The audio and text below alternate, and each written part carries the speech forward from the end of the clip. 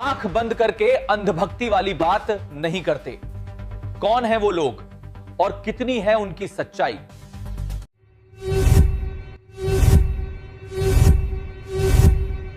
Video पूरा देख लेना और चैनल सब्सक्राइब कर देना। चलो अब आगे बढ़ते हैं। सबसे पहले हम आपको एक भाई की वीडियो दिखाते हैं जो हमें सोशल मीडिया पर मिली। ये वीडियो इस समय तेजी से वायरल हो रही है और लोग इसे देखकर अलग अलग तरह की प्रतिक्रियाएं दे रहे हैं। लेकिन सच्चाई क्या है और इस वीडियो के पीछे पूरी कहानी क्या है, इसी को समझने के लिए इस वीडियो को अंत तक जरूर देखिए। तो जब मैंने ज्ञान गंगा पढ़ी और जब ज्ञान गंगा पढ़ने वाले लोगों से मैंने वार्तालाप की, तो मुझे लगा कि यार जो मैंने आज तक पढ़ा उसके जरिए मैं इनको तो झुका दूंगा। बहुत कॉन्फिडेंस था मेरे अंदर, थोड़ा बहुत नॉलेज भी थी। परंतु जब मैंने उन लोगों से पूछा कुछ चीजें और उन लोगों ने मुझसे पूछा, तो अच्छा खासा बात विवाद चला। परंतु संत रामपाल जी महाराज के जितने भी शिष्य हैं, उन लोगों में एक बात की तो खासियत है कि वो लोग आंख बंद करके और अंधभक्ति वाली बातें नहीं करते हैं, केवल सत्य बोलते हैं और जो चीज वास्तविक है शास्त्र अनुसार वही चीज बोलते हैं। इसलिए मुझे उनकी बातें तो बहुत जम रही थी, परंतु मुझे ये था कि नहीं, मुझे अपनी बात रखना है। जो मैंने बाकी धर्म गुरुओं से सुना है वो बातें भी सत्य हैं, तो मैं बात करते चला गया। उन्होंने मेरी एक भी बात का विरोध नहीं किया कि तुम गलत कह रहे हो। बस सत्य क्या है उन्होंने अपनी तरफ से बात रखा। उन्होंने कहा हो सकता है तुम ऐसी बात कह रहे हो, तुमने जो पढ़ा ये सही है, लेकिन ये चीज तुम हमको दिखाओ कि सत्य क्या है। फिर हमने भी कहा कि आप भी दिखाओ कि कहाँ ये चीज लिखी जो आप कह रहे हो। दोस्तों आप लोग यकीन नहीं करोगे, उन लोगों ने मुझे लिखित प्रमाण दिखाया। तब मुझे लगा यार कि कुछ तो बात है संत रामपाल जी महाराज में, कबीर जी के इन भक्त पर कुछ तो बात है। तब तो आज पूरे विश्व में छाए हुए हैं। बताइए मुझे कि निस्वार्थ भक्ति भाव, निस्वार्थ ज्ञान, निस्वार्थ सेवाएं, निस्वार्थ हर वो काम जो इंसानियत के लायक है, कौन धर्म गुरु कर रहा है? कोई नहीं कर रहा। तो मैंने जो भी उनसे सुना और समझा कि संत रामपाल जी महाराज वो व्यक्ति हैं जो एक न एक दिन अवश्य उन धर्म गुरुओं को उनको सही चीज का ज्ञान जरूर देंगे और उनको लेने जाना चाहिए, क्योंकि संत रामपाल जी महाराज कभी असत्य नहीं बोलते। संत रामपाल जी महाराज कभी भी भड़काऊ बात नहीं करते। संत रामपाल जी महाराज कभी भी हिंदू, मुस्लिम, सिख, ईसाई एंड अन्य धर्मों पर कभी वाद विवाद नहीं करते। वो केवल आपको मुक्ति की बात करेंगे, आपको कैसे मुक्ति मिलेगी। और ये चीज सत्य है। मैंने एक गाना सुना हनुमान बोध करके, आप लोग जरूर सुनिएगा। और सीधे तौर पर ये चीज बताई जा रही है कि आप जिसकी भक्ति करोगे उसकी शरण में जाओगे। अब फिर थोड़ा सा आप लोग भी सोचिए कि यदि, मैं नहीं कहता मैं ब्रह्मा जी को, कन्हैया जी को और महादेव जी को भगवान ही मानता हूँ, मैं भी उनका एक तुच्छ छोटा सा भक्त हूँ। मैं उनका विरोध भी नहीं कर रहा हूँ, ना ही अपने लोगों का विरोध कर रहा। मैं खुद कंठी धारण करता हूँ, कन्हैया जी को बहुत मानता हूँ और मानता रहूंगा, कोई संदेह नहीं इसमें। आज बात किसी व्यक्ति की नहीं है, आज बात है सच और झूठ के फर्क की। सवाल ये नहीं कि कौन क्या बोल रहा है, सवाल ये है कि शास्त्र क्या कहते हैं। जब संत रामपाल जी महाराज गीता, वेद और पुराण खोलकर प्रमाण के साथ भक्ति समझाते हैं, तो उन्हें सुने बिना गलत कहना सबसे बड़ी भूल है। आप एज ए न्यूज चैनल पर या फैक्टफुल डिबेट यूट्यूब चैनल पर जाकर देखो, भाई ज्ञान चर्चा शास्त्रों के आधार पर होती है, जिसका उद्देश्य हार जीत नहीं बल्कि सच्चाई को जानना है। अनुभाव ने पहले कहा था कि ये ब्रह्म कहाँ से आ गया। आपने गीता पढ़ी है, ब्रह्म कहाँ से आ गया? सबसे पहला टॉपिक गीता बताता हूँ आपको, सुनो आप। गीता अध्याय 8 श्लोक 13, ओम इति एकाक्षरम ब्रह्म विहारन माम स्मरण। मुझ ब्रह्म का स्मरण करने का सिर्फ एक ओम मंत्र है। फिर उसके बाद में 3 ब्रह्म बताते हैं आपको गीता अध्याय 15 श्लोक 16 और 17 में। फिर आपने कहा परमात्मा निराकार है, परमात्मा साकार है, गीता अध्याय 2 श्लोक 59 पढ़िए। पहले आप ना शास्त्रों को पढ़ के आइए।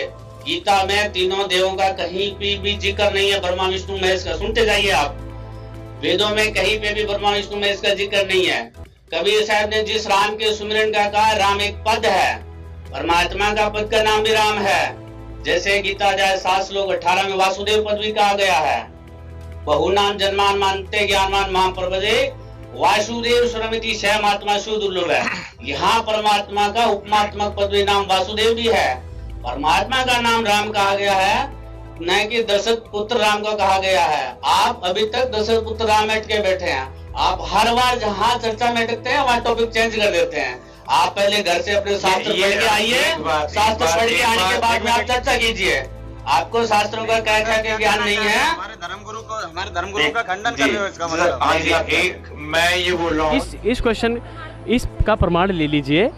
वैसे तो मुझे जहाँ तक समझ में आ रहा है, जो ये बता रहे हैं कि काल, वाकई में काल कुछ चीज़ है कि अभी प्रकट हुआ हूँ। अगर कृष्ण जी बोल रहे होते तो वो नहीं कहते कि मैं अभी प्रकट हुआ हूँ। इससे सिद्ध है सर ये प्रकट होना कृष्ण जी के अंदर प्रकट हुए, बाहर प्रकट हुए, क्या है ये प्रकट होना? का तो जन्म हुआ था, लेकिन काल परमात्मा कहते हैं मैं प्रकट हुआ हूँ, अपने लोक से, ऊपर के लोक से, ब्रह्म लोक में रहता, वहाँ से यहाँ आया, प्रकट हुआ। किस लिए? नाश करने के लिए। कृष्ण जी ने कभी किसका नाश किया ही नहीं। प्रकट कैसे हुए?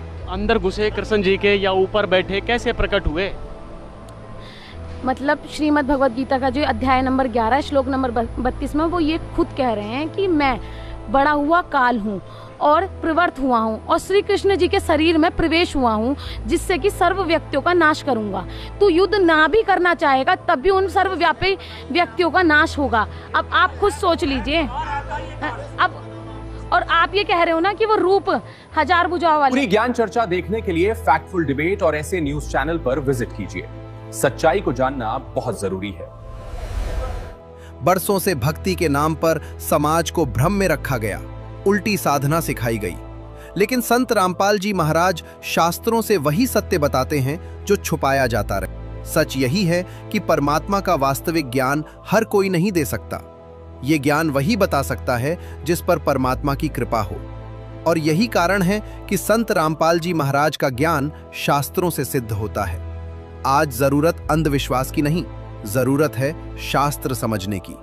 फैसला आपके हाथ में है, भ्रम में रहना या संत रामपाल जी महाराज द्वारा बताए गए शास्त्र सम्मत सत्य को पहचानना। बहुत प्रकार के भक्तों के साथ इस संघर्ष से गुजरना पड़ता है। कई बहनें भी ऐसी होती हैं, उनका पति कहता है कि तू आश्रम में गई और मैं मरूंगा गोली खा के। बता कोई बात हुई मूर्ख की?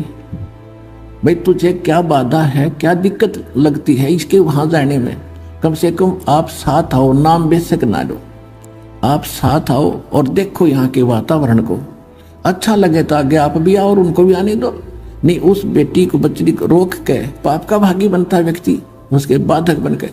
इसी प्रकार कोई बहन है, वो भी आट अड़ा देती है कि भगत बताते हैं मेरी धर्मपत्नी भगतमती बहुत बाधा करती है, कहती है सत्संग में जाएगा तो बच्चों को लेकर मैं अपने मायके चली जाऊंगी, बड़ी छुप छुप के आता हूं, दया करो।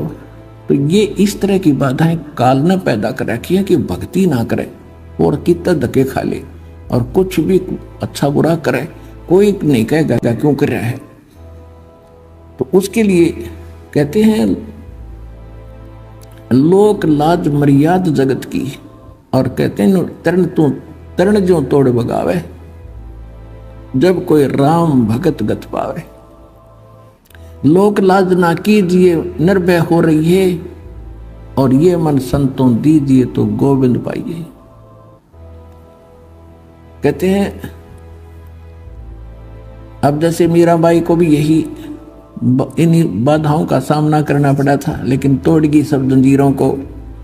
आज उस बहन का नाम उन महापुरुषों में, पुण्यात्माओं में सबकी जुबान पर है। और यदि वो लोक लाज में आके और मर्यादाहीन और भक्तिहीन हो जाती तो कोई ना याद करता कि कितनी बहन मरे।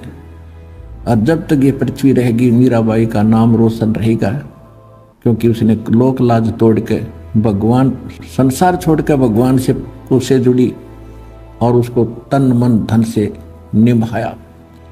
इसी प्रकार जो भक्त भक्ति करेगा इन बाधाओं से चीरता हुआ चलना पड़ेगा, परमात्मा आपके पल पल पर साथ देगा।